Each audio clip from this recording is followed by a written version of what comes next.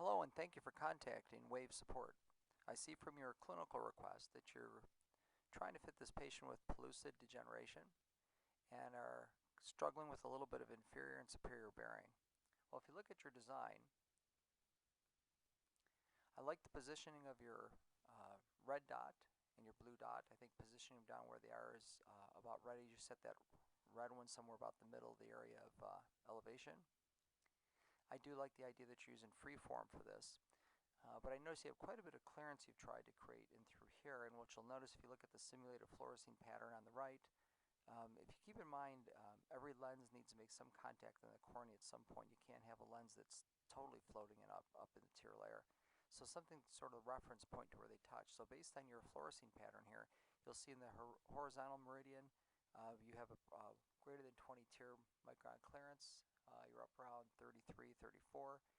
But if you come up to the inferior quadrant, you come down pretty quickly here, and you come at what we call downturners in this industry, where they come right down into the cornea, and that'll count for your probably your touch down there in the bottom, and then if you get up near the top, you also got another downturner. So based on this positioning of the lens, I would expect this lens to have some touch down here in the bottom as well as the top. So how do you fix that? Well, again, keep it in mind that the whole lens has to have some area of contact.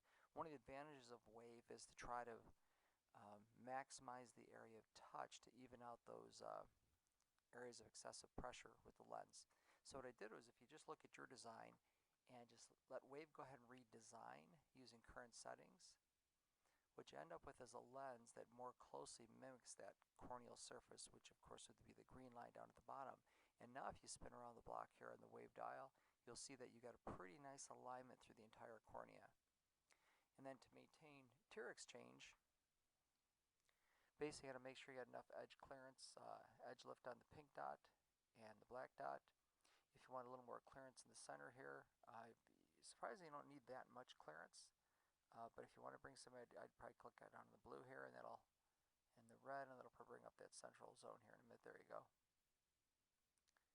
And now you got a lens that has a little more clearance towards the center. Now keep in mind it's all relative depending on where the lens is touching, but I generally find if you can more closely align the lens in all the meridians, you're more likely to have a successful fit.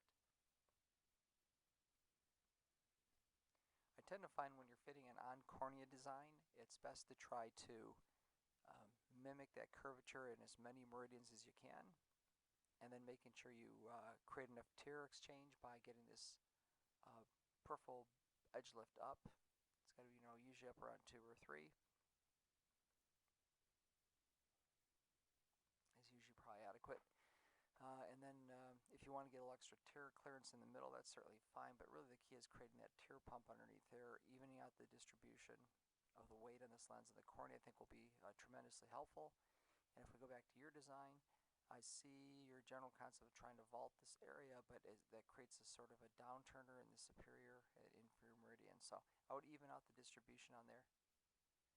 As far as lens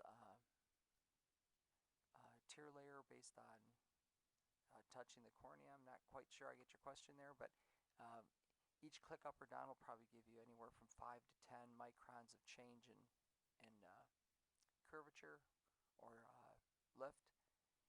And this is, of course, the 20 micron line, so generally anything underneath there is relatively comfortable. If you start getting up there, sometimes you're more likely to get a little more edge awareness. Well, anyways, I hope this is helpful to you, and I wish you well with this case. Thank you for contacting Wave Support.